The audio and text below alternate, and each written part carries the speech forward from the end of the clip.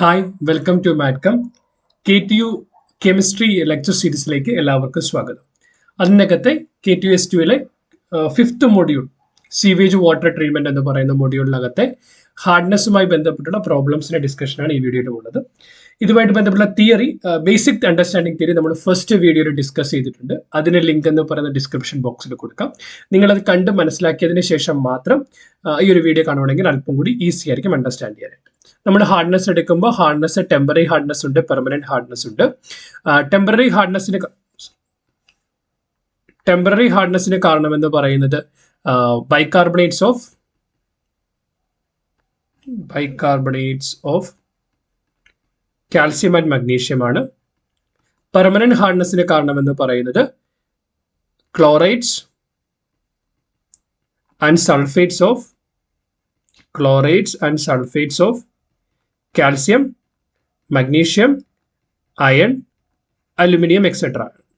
നമ്മൾ ഇതിനെ കാൽസ്യം തന്നിരിക്കുന്ന ഓരോന്നിന്റെ വെയിറ്റിനെ കാൽസ്യം കാർബണേറ്റ് ഇക്വലന്റ് ഹാർഡ്നെസ്സിലേക്ക് നമ്മൾ ഇക്വേറ്റ് ചെയ്താണ് പ്രോബ്ലം സോൾവ് ചെയ്യുന്നത്. അത് എന്തുകൊണ്ടാണ് കാൽസ്യം കാർബണേറ്റ് എടുത്ത് ഇവ ഡീറ്റെയിലുകളെല്ലാം നമ്മൾ ഫസ്റ്റ് വീഡിയോയിൽ പറഞ്ഞിട്ടുണ്ട്. നിങ്ങൾ അതൊന്ന് കണ്ടു നോക്കാം. സോ നമുക്ക് തന്നിരിക്കുന്നത് a sample containing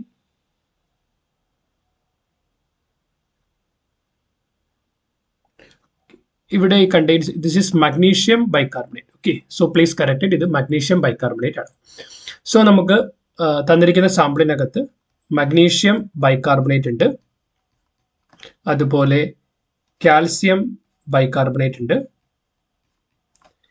magnesium sulphate ഉണ്ട്, കാൽസ്യം സൾഫേറ്റ് ഉണ്ട്, കാൽസ്യം ക്ലോറൈഡ് ഉണ്ട്, സോഡിയം ക്ലോറൈഡ് ഉണ്ട്.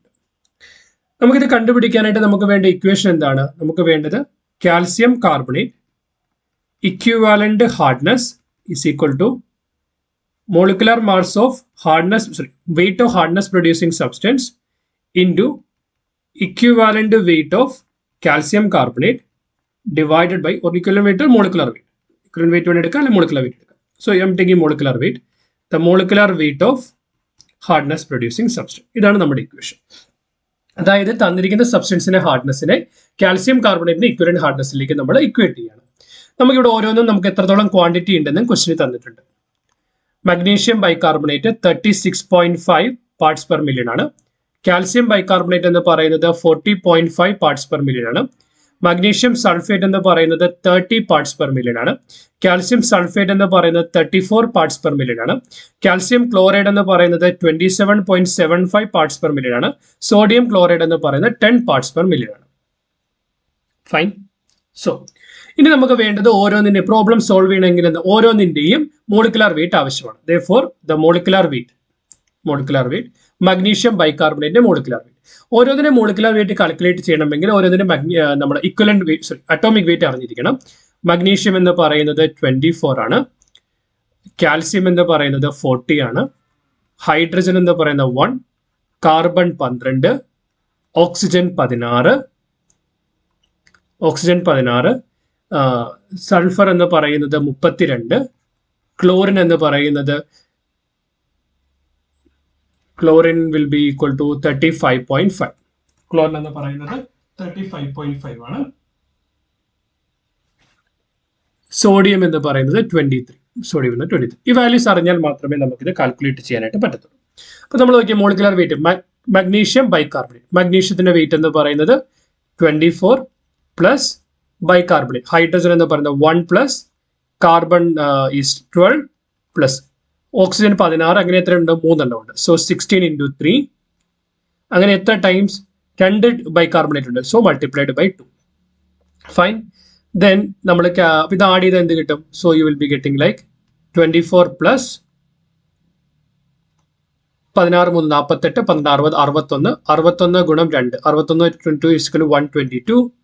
That is equal to 146 ആയിരിക്കും ഇതിന്റെ മോളിക്കുലർ വെയിറ്റ് എന്ന് പറയുന്നത്. കാൽസ്യം ബൈകാർബണേറ്റ് നമുക്കറിയാം, ബൈകാർബണേറ്റിന്റെ മോളിക്കുലർ വെയിറ്റ് എന്ന് പറഞ്ഞാൽ നമുക്ക് ഇവിടെ നിന്ന് കിട്ടും 48, 12 60, 61 122. സോ 122 പ്ലസ് കാൽസ്യത്തിന്റെ മോളിക്കുലർ വെയിറ്റ് എന്ന് പറഞ്ഞാൽ 40. So this is equal to 162. Magnesium sulphate ആണ്. മഗ്നീഷ്യത്തിന്റെ വെയിറ്റ് എന്ന് പറയുന്നത് 24, സൾഫർ 32, ഓക്സിജൻ 16 into 4. 16 into 4 എന്ന് പറയുമ്പോൾ 64, 64 plus 24 എന്ന് പറയുമ്പോൾ 88, 88 plus 2 90, 90 plus 30 എന്ന് പറയും 120. So this will become 120. Calcium sulphate, sulphate എത്ര വന്നു? സൾഫേറ്റ് 16 4 64, 64 2 66 96, 96 പ്ലസ് കാൽസ്യം എന്ന് പറയുന്നത് 40, that is equal to 136. So that is equal to 136. Calcium chloride എന്ന് പറയുമ്പോൾ കാൽസ്യത്തിൻ്റെത് 40, കാൽസ്യത്തിൻ്റെത് 40 plus 37.5 into 2, that is equal to 71 plus 40, that is equal to 111. Sodium ക്ലോറൈഡിന് വേണമെങ്കിലും കണ്ടുപിടിക്കാം. സോഡിയത്തിൻ്റെത് 23 പ്ലസ് 35.5 ഈക്വൽ ടു 58.5. നമുക്ക് മോളിക്കുലർ വെയിറ്റ് കിട്ടി. അങ്ങനെയാണെങ്കിൽ കാൽസ്യം കാർബണേറ്റ് വെച്ചിട്ടുള്ള ഇക്വലന്റ് ഹാർഡ്നസ് നമുക്ക് കണ്ടുപിടിക്കാനായിട്ട് പറ്റും. So the calcium carbonate equivalent hardness എങ്ങനെ കണ്ടുപിടിക്കാം? Equal to mole the weight of the hardness producing substance. Weight എത്രയാണ്? 36.5 multiplied by molecular weight of calcium carbonate. Calcium കാർബണേറ്റിന്റെ മോളിക്കുലർ വെയിറ്റ് 100 ആണ്. Divided by molecular weight of hardness producing substance എത്രയാണ്? 146. ഇത് എത്ര വരും? 40.5 into 100 divided by 162. This is 30 into 100 divided by 120. This is 34 into 100 divided by 136. This is 27.75 into 100 divided by 111. Why? Because weight എന്ന് പറയുന്നത് 27.75 multiplied by 100 divided by molecular weight. നിങ്ങൾക്ക് ഇത് calculate ചെയ്യാവുന്നതാണ്. Calculate ചെയ്യുമ്പോൾ നമുക്ക് കിട്ടുക this is 25 ppm. This is also you will be getting 25 ppm. Magnesium sulfate, when you're solving it, 30 into 4, yeah, this is also 25 ppm. 30 for 136 calculation, you will get 4 over there. 100 by 4, that is also equal to 24 ppm. This is 4 times that will also become 25 ppm. Calculation was very simple. Now here you need to understand something. When you consider the permanent hardness is because of chlorides and sulfates of calcium, magnesium, iron and aluminum.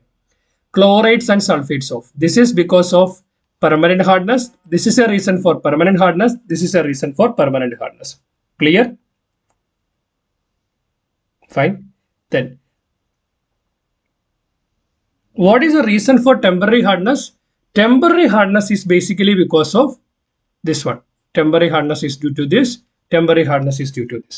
Correct? But we don't need to take sodium chloride because sodium chloride is soluble in water. It is not generating any hardness in water.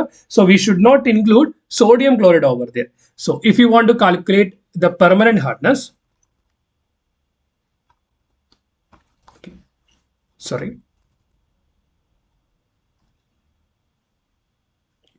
If you want to calculate permanent hardness, the permanent hardness will be equal to what? Permanent hardness എന്ന് പറയുന്നത് hardness due to magnesium sulfate, calcium chloride. 25 plus 25 plus 25. That will be equal to 75 ppm. The temporary hardness is equal to due to calcium and magnesium bicarbonate. 25 plus 25, 50 ppm. Total hardness is because of permanent hardness and temporary hardness, that will be equal to 125 ppm. So we should not take sodium chloride because sodium chloride is not producing the hardness. Question sodium chloride തന്നു എന്ന് പറഞ്ഞിട്ട് sodium chloride hardness ഉണ്ടാക്കും എന്ന് പറഞ്ഞ് calculate ചെയ്യരുത്. Explanation clear ആണെന്ന് വിശ്വസിക്കുന്നു. നിങ്ങൾക്ക് എന്തെങ്കിലും ക്ലാരിറ്റി ആവശ്യമാണെങ്കിൽ കമന്റ് സെക്ഷനിൽ ചോദിക്കുക. വേറെ ഏതെങ്കിലും ടോപ്പിക്കുമായി ബന്ധപ്പെട്ട് നിങ്ങൾക്ക് വീഡിയോ എക്സ്പ്ലനേഷൻ ആവശ്യമാണെങ്കിൽ അതുകൂടി കമന്റ് സെക്ഷനിൽ ചോദിക്കുക. As a token of gratitude, please like to this particular video, subscribe to our channel, share with your friends, those who are interested to learn. Various പ്ലേലിസ്റ്റുകൾ അവൈലബിൾ ആണ്, നിങ്ങൾ അതെല്ലാം ചെക്ക്ഔട്ട് ചെയ്യുക. ഓരോ പ്ലേലിസ്റ്റുകളും പലർക്കും യൂസ്ഫുൾ ആയിരിക്കും. എല്ലാവർക്കും ഷെയർ ചെയ്ത് കൊടുക്കാനായിട്ട് ഹെൽപ്പ് ചെയ്യുക. Keep watching, keep learning. Thanks for watching. By.